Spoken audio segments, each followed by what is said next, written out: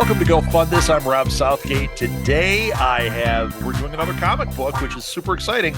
Today I have Tony James with me. Tony, welcome to the show. Thank you. Thank you for having me. Oh, my pleasure, definitely. Hopefully some people will see some of the video on this and you'll get to see what a great mustache Tony has. I cannot stop staring at it. It's mesmerizing. That and the stuff you have in the background. Yes. Yeah. Give me all views. Your pictures in the background, your Batman stuff is really cool. Thank you. I can't wait to talk about this. This comic is so in my wheelhouse. This is just awesome. And I have a feeling it's deep in your wheelhouse from everything I read about you. So, Tony, why don't you let's start by telling people about you. What's your history? What do you do? I am a writer. I've been writing for at least 15 years, just writing anything that I could, any kind of medium that would have me, I would write something for it, whether it was webtoons or full comic books or even poetry. Just trying to, be a storyteller any way that I could. Sure. You mentioned webtoons. I did see one thing on here. Now I got to find it. You had a great name for a webtoon on here that you're doing currently. You'll probably cut in there and just tell me, oh, Mustachio. Mustachio, yeah. Mustachio. I love it. It's a Garfield inspired comic strip about a pistachio with a giant mustache. So nice. Mustachio. Does this pistachio hate Mondays? I think he likes Mondays, doesn't like Wednesdays. See, it's your own thing. It's your own brand. I get it. Yeah. It's funny because there's also a podcast called Mustachio Podcastio, which as soon as I saw this, I was like, it's not him, because he would have said it. That's pretty awesome. So this project, first of all, it hasn't launched yet. What is the launch date? August 29th. August 29th. Okay. And this is for a comic book that is going to go for 45 days. Is that what I read? Yes, sir. It's going to end the week after New York Comic Con. I attend that every year. Fantastic. And your goal for this is 10,000, correct? Yes, sir. Okay. We've given the stats out. Let's get into the meat of this. This is a project called Noir. Tell people about this comic. I'm just going to sit here and be mesmerized because I love this. Okay.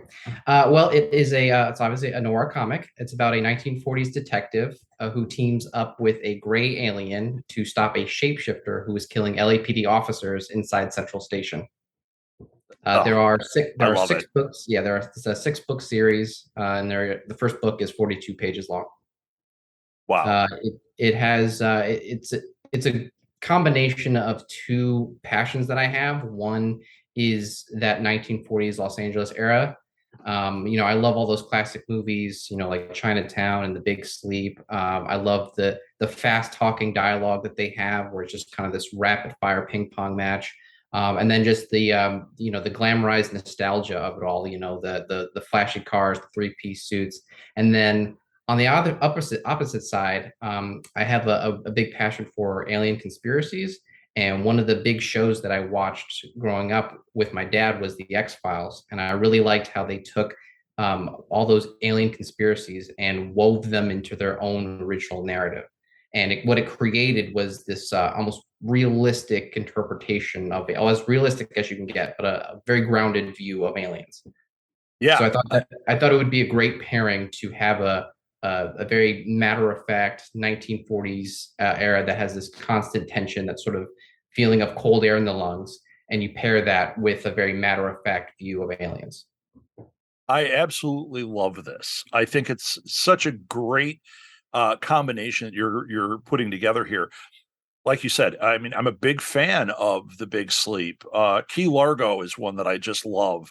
Double Indemnity, but yes. Of modern ones, LA Confidential is like one of my top probably 5 films, which is crazy. I just love it so much.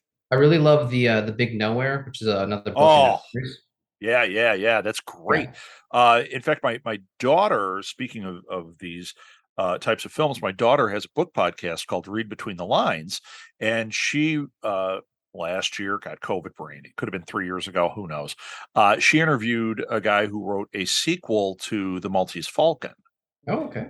And it was really cool. She loved the book. Afterwards, she's like, "Oh my gosh, you got to read this book. It's so cool." And it's about a minor character that gets like a glancing thing in the Maltese Falcon, and then there's this whole story about this character, and it's just great and all noir and dark and That sounds really interesting. yeah.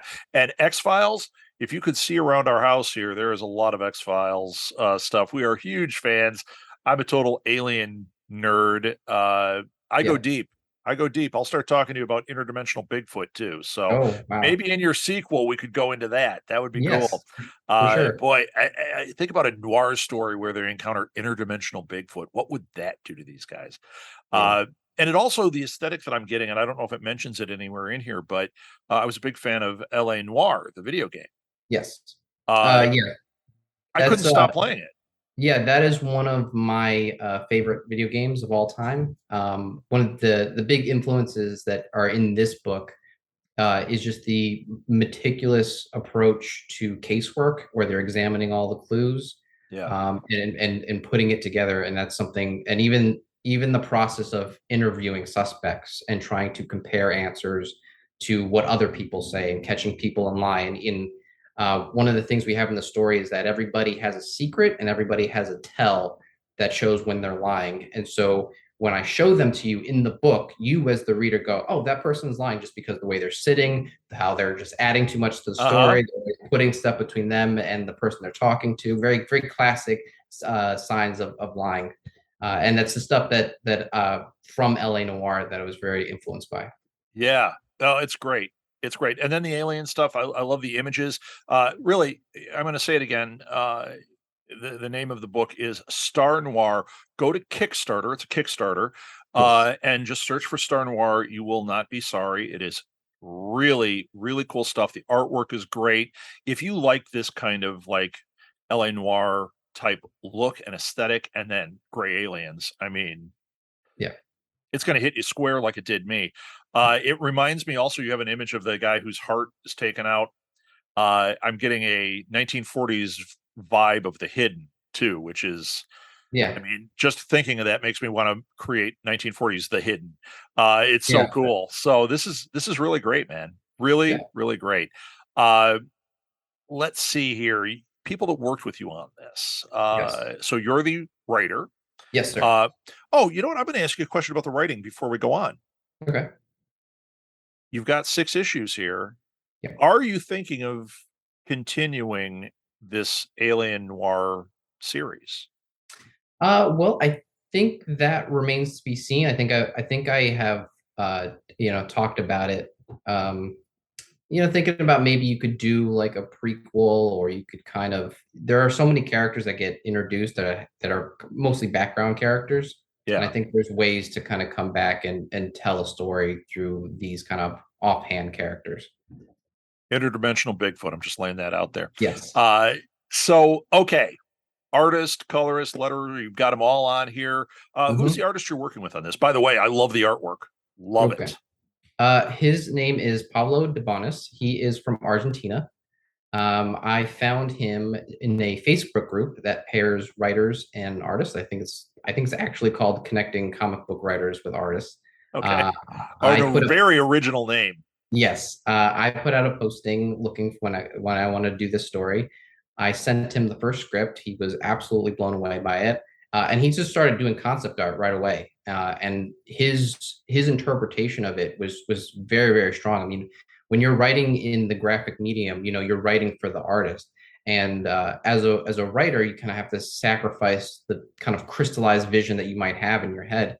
But working with him, we have just been on such the same wavelength the entire time. I pitch him this spooky alien encounter, and then he absolutely nails it. One of the things that he likes to do is obscure parts of the aliens. Like, you see an alien, but the face is covered up, or you kind of see them a little bit, and you see mostly the reaction of the characters looking at them, and it creates this kind of unnerving tension that I really wanted to capture, and he does that amazingly. And then the colorist, he is from Brazil. His name is Vinicius Townsend. He has actually done some coloring work for IDW. He did some GI Joe. And what I really liked about what he brought was this brushstroke style that really made everything look very vintage and feel very much of the 1940s. Yeah, I totally see that. Absolutely. In fact, I was going to point that out in some of the panels you have here. It looks it looks of the time without being, oh, we're going to add, color dots and we're going to do these things to make it look like 1940s comics. It doesn't look like that. It looks like you're looking into that world, which is just great. The color art, the color work on here is gorgeous too. I mean, this is really beautiful. Thank you. I will tell them that they love all those they love all the positive feedback. Every time I keep showing them the responses that people keep having, and they're just like, well, I would like to get back to work and make the rest of the book. Excellent. And then your letterer, who is, letterer is like the bass player of the band. They don't usually get the love, but once again, it looks awesome in here. They've done a great job. That is Marco Ventura. He is from Italy. He does a lot of work in Italy. Like his comics may not be big here, but in Italy they're very very popular.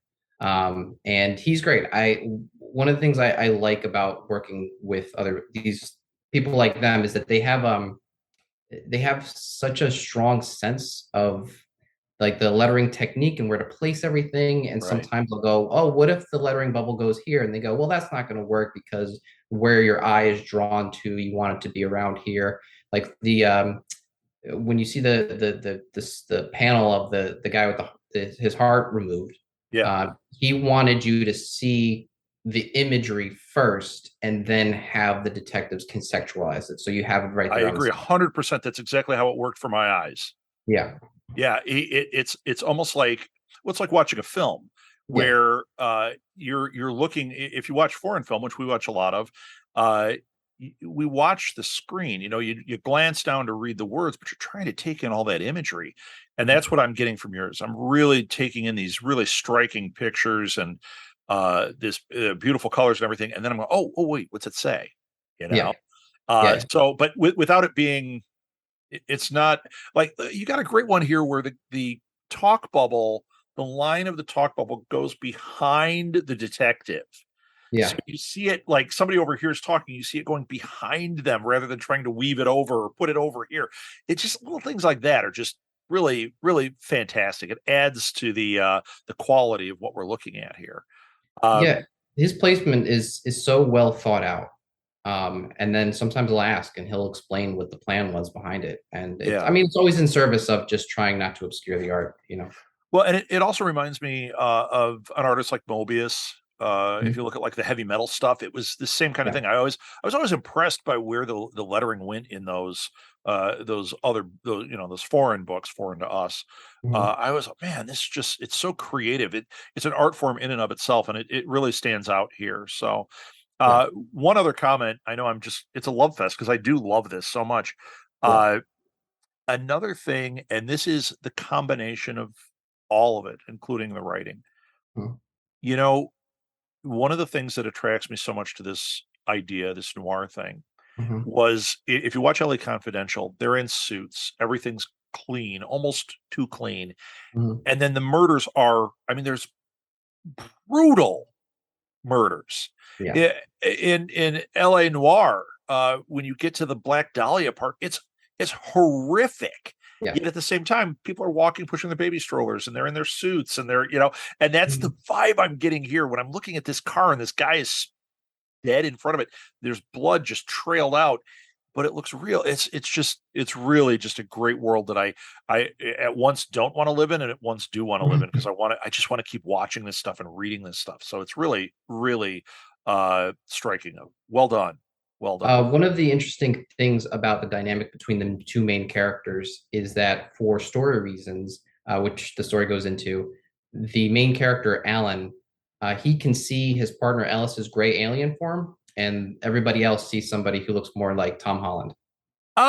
So this character, I'm looking at it here. I'm assuming that's one character that's holding his hat is going to be the Tom Yes. Holland character. Yeah, that's Yeah. great. I Yeah. was wondering how you got around that because I don't see the alien here, Yeah. except in the cover, and I'm like, it's how is he doing this? Oh, it's really great. Yeah. And There you go, there's a good folks. I story don't reason. usually read the books before I don't get to see them before we do this show, so I'm getting the same thing you are, people. Okay, let's talk about some of the important stuff here. Sure. We know that it's $10,000 you're trying to raise for this. You got 45 days. I'm fully confident you're going to hit that. But people gotta be aware what's going on here. Let's talk about rewards. What are some of the rewards you want to highlight? Well, I think two of the rewards that I think people will really like. One is ever expanding set of baseball cards. So we have three to start with, and they are just like a full realization of the stats for each detective. You have their personality traits. You even have the type of the sidearm that they have. What's interesting is about Ellis, the alien, is that he does not have a sidearm listed because that character does not like to use a gun, and that actually gets him into some trouble in the story.